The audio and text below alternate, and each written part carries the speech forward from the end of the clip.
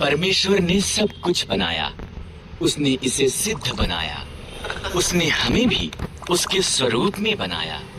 वो हमसे प्रेम करता है और हमारे साथ संगति करना चाहता है।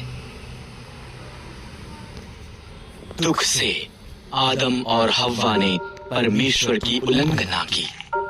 पाप संसार में मृत्यु को लेकर आया और परमेश्वर के साथ हमारी संगति को तोड़ दिया। इसने परमेश्वर के सिद्ध संसार को भी तोड़ा। पाप पूरे संसार में फैल गया। प्रत्येक पाप करता है और पाप का परिणाम मृत्यु है। पर पाप परमेश्वर को हमें प्रेम करने से ना रोक सका। उसके पास एक योजना थी। हमारे लिए उसके प्रेम के कारण परमेश्वर ने संसार में उसके पुत्र यीशु को भेजा।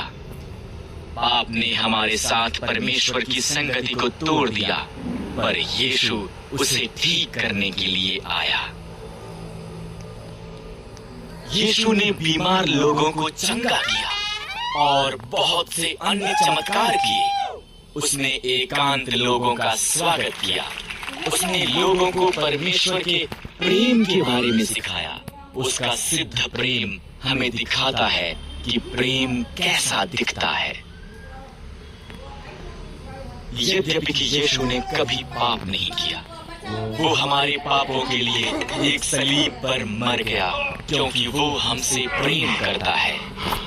ऐसा करने के द्वारा वो परमेश्वर के साथ हमारे संबंध को ठीक करने के लिए उसकी योजना को पूरा कर रहा था।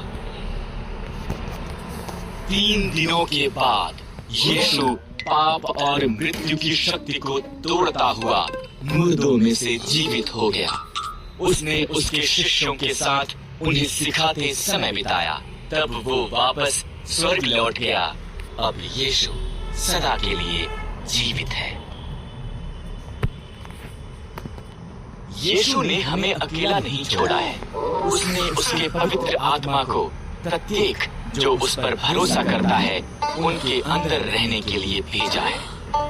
आत्मा हमें जिस ढंग से रहने के लिए परमेश्वर ने हमें बनाया है, वैसा रहने के लिए हमें शक्ति देता है।